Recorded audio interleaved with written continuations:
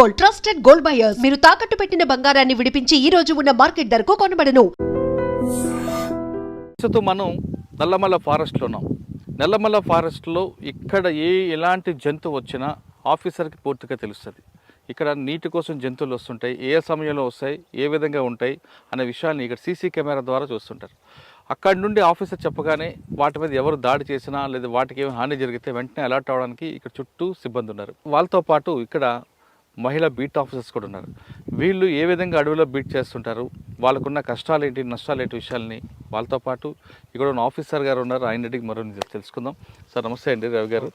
ఇక్కడ ఈ నల్లమల్ల ఫారెస్ట్లో మనకు కనిపిస్తుంది ఒక చిన్న వాటర్. అది ఇక్కడికి పులులు కానీ మిగతా జంతువులు కానీ వచ్చినప్పుడు ఈ సీసీ కెమెరా ద్వారా మీకు తెలియడం వల్ల జరిగే లాభం ఏంటి, దానికి వాటితో పాటు ఎవరైనా దాడి చేస్తే మీరు ఎంతసేపు టైంలో రెస్క్యూ చేసుకోవడానికి వస్తుంటారు సార్ చెప్పండి. నమస్కారం అండి.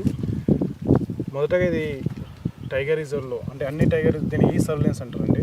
ఫస్ట్ టైం మొదటిసారిగా మా డిఎఫ్ఓ గారి చొరవతో, మా డిస్ట్రిక్ట్ ఆఫీసర్ చొరవతో మొదటిసారిగా మేము దీన్ని ఇంట్రడ్యూస్ చేస్తున్నాం. ఇది స్పెషల్గా తయారు చేసింది సిమ్ బేస్ అనమాట. ఫస్ట్ టైం ఏ సీసీ కెమెరాలో కూడా సిమ్ బేస్ లైవ్ కెమెరాస్ వచ్చేది ఇవి లేవు. ఫస్ట్ టైం మేము మోడల్ తయారు చేసి ఫస్ట్ టైం ఇక్కడ ఇంట్రడ్యూస్ చేస్తున్నాము. ఇది ఎలా వర్క్ చేస్తుందంటే సిమ్ కార్డు పక్క నెట్వర్క్ ఉన్న ఏరియాలను వర్క్ చేస్తుంది అనమాట. ఇప్పుడు ఉన్న ఫ్రింజ్ విలేజెస్ దగ్గర ఫారెస్ట్కి దగ్గర ఉన్న విలేజెస్ నుంచి ఇక అందరు ఇటు నుంచే లోపలికి వచ్చి పోతుంటారు కాబట్టి ఎవరు వచ్చినా ఏం జరిగినా మొత్తం చూడడానికి మాకు లైవ్ మేము ఇక్కడ ఫిట్ చేస్తాము. ఒక పోల్ సహాయంతో లైవ్గా ఫిట్ చేస్తాము. ఇది ఒక్కసారి యాక్టివేట్ అయిన తర్వాత మొబైల్లో ఒక యాప్ ద్వారా మేము దీన్ని మానిటర్ చేస్తుంటాం. ఇక్కడ ఏ ఎనిమల్ మూమెంట్ వచ్చిందో సెన్సార్ ద్వారా ఆటోమేటిక్గా రికార్డ్ చేసి మాకు లైవ్ వితిన్ సెకండ్స్లలో మాకు లైవ్ నోటిఫికేషన్ ఇస్తుంది అనమాట. ఏమంటే మేము దాన్ని ఓపెన్ చేసి చూసుకుంటే ఇక్కడ ఏ ఎనిమల్ వచ్చిందా, లేక ఎవరైనా మనుషులు ఎవరైనా వచ్చిరా, ఇతర ఎవరైనా వస్తారా, ఏమైనా హంటింగ్ చేయడానికి వస్తారా, వేరే వస్తారో మాకు ఏమంటే తెలిసిపోతుంది అనమాట. వితిన్ మేము ఒక 5-10 minutesలో మేము ఇక్కడ రీచ్ అయిపోతాం. మెయిన్ రోడ్ పక్కలో ఉంది కాబట్టి రీచ్ అయిపోతాం అనమాట.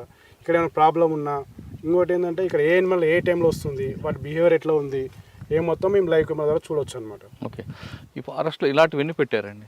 ఇప్పటికి 10 పెట్టినాం మేము ఇక్కడ ఫారెస్ట్లో. అంటే కొన్ని దగ్గర సిగ్నల్ రాని ప్రాంతాల్లో మరి ఎప్పుడు మీరు దాన్ని ఎలా సార్ట్అవుట్ చేసుకుంటారు? అంటే ఇక్కడ సిగ్నల్ వస్తుంది, కొంచెం డీప్కి వెళ్తే సిగ్నల్ రాదు. అంటే మెయిన్ ఏంటంటే సార్ ఇప్పుడు విలేజెస్ నుంచి లోపలికి ఎవరైనా ఎంట్రీ కావాల్సింది.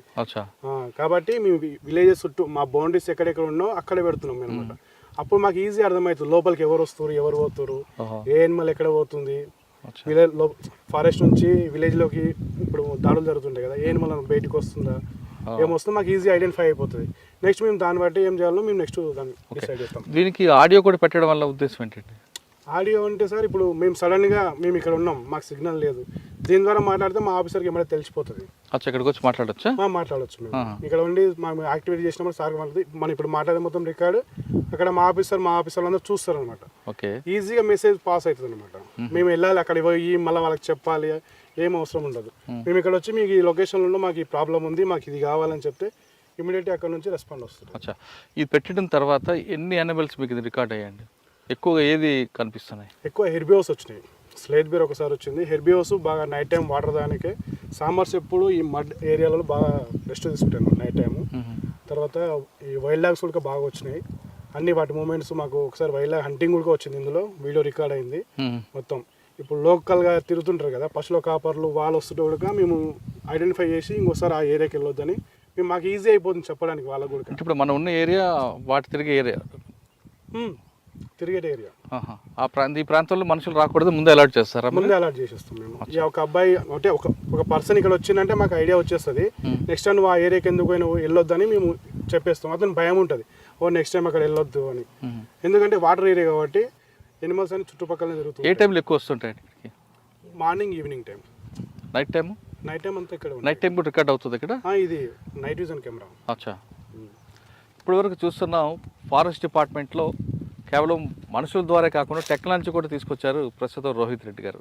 టెక్నాలజీని వాడుతూ దీన్ని ఎలా సెక్యూరిటీ చేయాలి, ఇక్కడ ఉన్న జంతువుల రక్షణకు ఏ విధంగా చేయాలి, అదేవిధంగా జంతువులు మనుషులపై దాడి చేయడం కానీ లేదా మనుషులు ఇక్కడికి వచ్చిన జంతువులు వాళ్ళపై దాడి చేయకుండా ఎలాంటి చర్యలు చేపట్టాలన్నది మనుషులతో కాదు టెక్నాలజీని పూర్తిగా అడవి వరకు తీసుకొచ్చారు రోహిత్ రెడ్డి గారు. ఇక అడవిలో నైట్ బీట్ ఆఫీసర్స్ ఉంటారు. ఇక్కడ బీట్ ఆఫీసర్స్ మహిళలు చేస్తున్నారు. వీళ్ళకి ఎలాంటి కష్టాలు వస్తున్నాయి, ఏ విధంగా ఎదుర్కోబోతున్నారు. మహిళ అనగానే చాలామంది కొంచెం చిన్న చూపు చూస్తారు, కానీ ఫారెస్ట్ డిపార్ట్మెంట్లో మహిళలు మాత్రం ఖచ్చితంగా ఫారెస్ట్లో తిరుగుతారు, ఒకళ్ళు ఇద్దరు తిరుగుతుంటారు. ఇక్కడ జంతువులు వాళ్ళతో జంతువుల నుంచి దాడే కాకుండా ఒకవేళ మనుషులు దాడి చేస్తే వాళ్ళు ఏ విధంగా తప్పించుకుంటారు విషయాల్ని వాళ్ళని తెలుసుకుందాం. చెప్పమ్మా, ఇక్కడ నల్లమల ఫారెస్ట్లో మీరు తిరుగుతుంటారు. ఒకవేళ ఇలాంటి దాడులు జరిగినప్పుడు కానీ జంతువులు దాడి చేసినా లేదా కొంతమంది మీరు ఎవరైనా స్మగ్లింగ్ చేస్తున్నప్పుడు అడ్డుకోకపోతే వాళ్ళని కూడా మీకు అటాక్ చేసే కనిపిస్తుంది. చాలా సంఘటనలు ఎదురుతుంటాయి. వాళ్ళని ఏ విధంగా మీరు ఎదుర్కొంటారు? నమస్తే సార్, నా పేరు జోష్న. నేను forest beat officer Amrabad tiger రిజర్వ్లో వర్క్ చేస్తున్నాను, అమరాబాద్ రేంజ్ కింద. జనరల్గా బీట్ ఆఫీసర్స్ ప్రతిరోజు మాకు పెట్రోలింగ్ అనేది ఉంటుంది సార్. ఫుడ్ పెట్రోలింగ్ చేయాలి. మేము బేస్ క్యాంప్స్ ఉంటాయి మా ఏరియాకి, సెక్షన్కి ఒక బేస్ క్యాంప్ ఉంటుంది.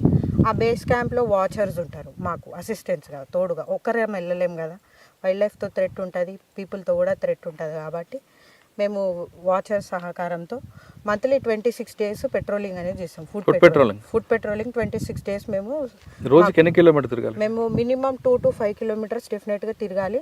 అది కూడా అట్లా తిరిగినాము అనకుండా దానికి ఒక రికార్డ్ పద్ధతిలో మాకు ఒక యాప్ ఇవ్వడం జరుగుతుంది. జిఐఎస్ రిలేటెడ్ నుంచి పెట్రోల్ యాప్ అంటారు. ఆ యాప్లో మేము డాటా వెళ్ళంగానే మా బీట్ ఎంటర్ అవ్వగానే రికార్డ్ చేసి స్టార్ట్ చేస్తాం. మేము ఎక్కడెక్కడ వాక్ చేసినాం, ఏం చేసినాం మొత్తం రికార్డ్ అవుతుంది.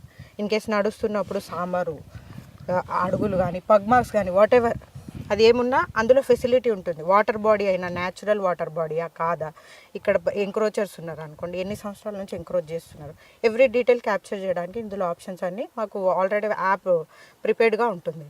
ఆ డేటా మాకు ఆటోమేటిక్గా జిఐఎస్కి ఎంటర్ అయిపోతుంది. అంటే ఫుడ్ పెట్రోల్ మీరు ఒక్కరే చేస్తారు, మీతో పాటు ఇంకెవరు ఉంటారు? మాతో వాచర్స్ ఉంటారు, లేడీ బీట్ ఆఫీసర్స్కి తోడుగా బీట్ ఆఫీసర్స్ తోటి కూడా వెళ్తాం.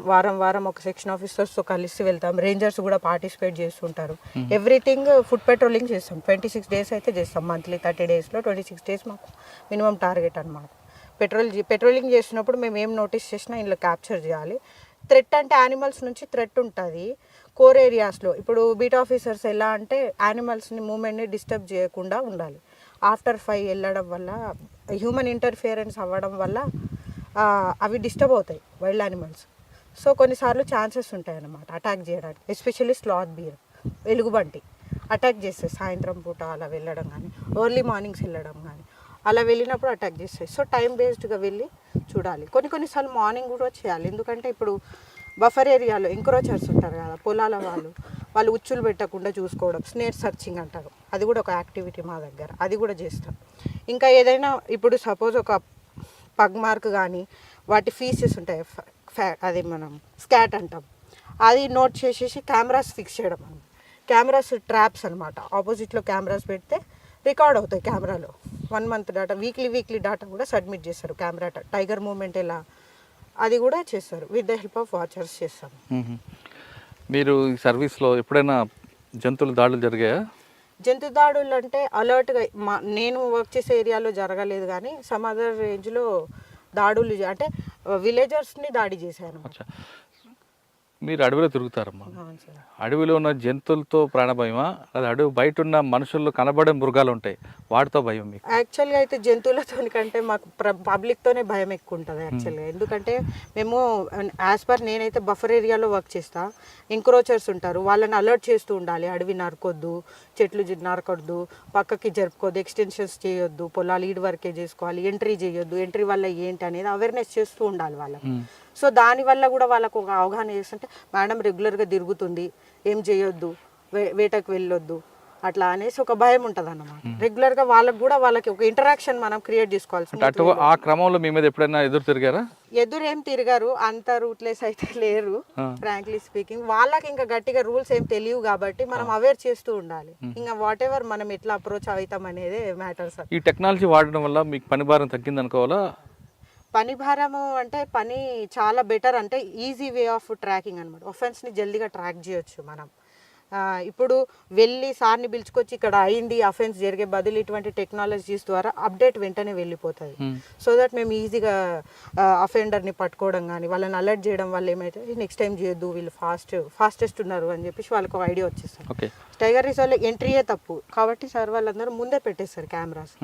సో ఆ బేసెస్ కూడా మనం వాళ్ళకు అవేర్ చేయడం వల్ల ఏమవుతుందంటే కొంచెం తగ్గిపోతుంది. ఓకే, మీ సర్వీస్లో ఎప్పుడైనా హంటింగ్ అయిన ఏరియాకి వెళ్ళి అక్కడైనా ఒక యానిమల్ ఉన్నప్పుడు ఖచ్చితంగా అక్కడికి లేపడి వస్తుంది, అటువంటి సంఘటనలు ఎదురుపడ్డాయి? హంటింగ్ కేసెస్ ఉంటాయి. ఇప్పుడు ఒక పులి కానీ చిరుత పులి కానీ హంట్ చేస్తుంది. హండ్ చేసి ఆవుని కానీ వాటిని మా దాంట్లో కంపెన్సేషన్స్ కూడా ఉంటాయి. ఒక రైతుది సపోజ్ యానిమల్ కిల్ అయింది, క్యాటిల్ కిల్ కంపెన్సేషన్ ద్వారా మా డిఎఫ్ఓ గారు వితిన్ 1 month లోపు వాళ్ళకంటే ఒక థాట్ రాకూడదు కదా, మా యానిమల్ని చంపింది మేము దాన్ని చంపేసాము. అలా కాకుండా వితిన్ 1 month ఫాస్ట్ ప్రాసెస్లో వాళ్ళకి కంపెన్సేషన్ ఇవ్వడం కూడా జరుగుతుంది. అయితే ఏంటంటే యానిమల్ కిల్ అవ్వగానే ఒకటేసారి పులి మొత్తం తినదు, దాన్ని అలా ఆ కళేబరాలను వదిలేసి మళ్ళీ వెళ్తుంది. సో మేము అప్పటిదే అలర్ట్ అయిపోయి వెళ్ళి కెమెరాస్ ఫిట్ చేస్తాం అనమాట. సో దట్ ఆ పులి ఏది తింటుందో మళ్ళీ వస్తుంది కదా తినడానికి, సంథింగ్ మళ్ళీ తినడానికి వస్తుంది. అప్పుడు అది కెమెరాలో రికార్డ్ అవుతుంది. ఆ డాటా ఎవ్రీ వీక్ డాటా మేము ఆఫీస్కి సబ్మిట్ చేస్తాం, హైయర్ ఆఫీస్. అంటే మీ సర్వీస్లో అటువంటి ఏమైనా ఇన్సిడెంట్స్ అయినాయి, క్యాటిల్ కిల్ కంపెన్సేషన్ అయింది. ఊర్లో వాళ్ళు చెప్పడం వల్ల మేము వెళ్ళడము, దాన్ని చూసేసి ఒకవేళ మొత్తము తినేసింది, కళేబరం మొత్తం తినేసింది, ఏమీ లేదు ఇక రాదు అనే పొజిషన్లో దాన్ని క్రిమేట్ చేసి దాని ఫోటోలు అప్డేట్ చేసి దాని పంచనామా క్రియేట్ చేసి సార్ వాళ్ళకు అప్డేట్ చేస్తాం అన్నమాట. అంటే పులి చంపిన తర్వాత ఒకేసారి తిరగదు, దాచుకుంటుంది. కానీ అక్కడ అదే ఆహారం కోసం మిగతా జంతువులు కూడా వచ్చే అవకాశం ఉంది కదా. మిగతా జంతువులు కూడా వస్తాయి, కాకపోతే ఇంకా ఈ పులి టెరిటరీ తెలుసు కదా, అది టెరిటరీ క్రియేట్ చేసుకుంటే ఇంకా వేరేది రావడానికి ఛాన్స్ ఉండదు. అది టెరిటరీ క్రియేట్ చేసుకుంటుంది మాక్సిమం. వేరే యానిమల్స్ ఇప్పుడు హర్బివోర్స్నే తింటుంది కదా పులి, మెయిన్ శాకాహార జంతువులనే తింటుంది కాబట్టి శాకాహారం తినేదంతా గ్రాస్ ల్యాండ్స్, దానికోసం మనం గ్రాస్ ల్యాండ్స్ మళ్ళీ డెవలప్ చేస్తాం. అలా ఉంటుంది. వేరే యానిమల్స్ వచ్చి తినే అంత నెక్స్ట్ ఇంకోటి రికార్డ్ అయింది అన్నట్టుగా అయితే నా పరిధిలో జరగలేదు. ఓకే, జింకలు మీకోసం శాకాహారం గ్రాస్ డెవలప్ చేస్తారు, కానీ అక్కడికి బఫేలోస్ రావడం వల్ల ఆ పెంట వల్ల జింకలు రావు. మరి వాటిని ఎలా మీరు కంట్రోల్ చేస్తారు? దాన్నే గ్రేజింగ్ అనే ప్రాసెస్ ఉంటుంది. గ్రేజింగ్ చేయకుండా వేరే వాటిని ఆపుతాం మేము. మా క్యాటిల్ ఏంటంటే అదర్ డొమెస్టిక్ యానిమల్స్ తిరగడం వల్ల, ఆవులు పశువులు తిరగడం వల్ల వాటి వల్ల రీజనరేషన్ తగ్గిపోతుంటాయి. ఆ రీజనరేషన్ తగ్గకుండా ఉండడానికి మేము దాన్ని ఇప్పుడు గ్రాస్ ల్యాండ్ డెవలప్ చేస్తే దాని చుట్టూ ఫెన్సింగ్, అది కూడా మన ఈ ఫెన్సింగ్ నార్మల్ మన బండేడుతో చేస్తాం కదా, ఫెన్సింగే చేస్తాం. ఫెన్సింగ్ చేసుకొని అక్కడికి ఆ ఏరియా వరకు వేరే యానిమల్స్ రానివ్వరు. ఆ ఏరియాకి ఓన్లీ గ్రాస్ ల్యాండ్ వైల్డ్ లైఫ్కే యూజ్ చేసేలాగా అలా చేస్తారు. మీ సర్వీస్లో ఎప్పుడైనా ఎదురుపడిందా పులి? పులి నా సర్వీస్లో అంటే మా అదర్ బీట్ ఆఫీసర్స్కి ఎదురైంది, నాకేం ఎదురు కాలేదు. బట్ కెమెరాస్లో రికార్డ్ అయింది. కెమెరా రికార్డింగ్ కాదు, మీరు ఎప్పుడైనా చూసారా? ఆమె డైరెక్ట్ సైట్ ఇంకా రాలేదు, అదృష్టం ఇంకా రాలేదు. అదృష్టం రాలేదా? అదృష్టం రాలేదు, అదృష్టంగానే భావిస్తాం మేము. పులి సైట్ అయిందంటే అది మాకు ఒక achievement. So that we are doing very good job. మళ్ళీ వస్తుంది పులి మా దగ్గరికి అని చెప్పి విల్ ఫీల్ హ్యాపీ. అవును సార్. అడవిలో టెక్నాలజీ పెట్టడం వల్ల ఎలాంటి బెనిఫిట్లు వస్తాయనే విషయాన్ని మనం ఇక్కడ ప్రస్తుతం నల్లమల్ల ఫారెస్ట్లో చూసాం. సాధారణంగా మనుషుల మీద డిపెండ్ అవుతున్న కొంతమంది ఆఫీసర్లు ఈ టెక్నాలజీ కానీ అడాప్ట్ చేసుకుంటే మ్యాన్ పవర్ ప్రాబ్లమే ఉండదంటూ రోహిత్ గారు ఖచ్చితంగా ఈ స్పాట్ని ఆయన ప్రూవ్ చేశారు. ఎంతమంది ఉన్నా మనకు పని అవసరం లేదు, ఒక్క కెమెరా ఉంటే చాలు, దాదాపు 1000 మందితో సమానం అంటూ ఆయన ప్రూవ్ చేయడం బట్టి ఇక్కడికి ఇలాంటి పులులు కాదు కదా, జంతువులు కానీ వేటాడే వ్యక్తులు వచ్చినా సరే ఈజీగా పట్టుకోవచ్చు. ఇక వీళ్ళు చెప్తున్నట్లుగా మహిళలే కానీ మేము ఏమాత్రం తను తీసిపోవు, మగవారికి ధీటుగా పనిచేస్తామంటూ చాలా స్పష్టంగా చెప్పారు జ్యోత్స్న గారు. పులి ఎదురు పడితే అదృష్టంగా భావిస్తాం, పులి కోసం చూస్తున్నానంటూ జ్యోత్స్న చెప్తున్నారు. జ్యోత్స్న గారి కళ నిజమవ్వాలని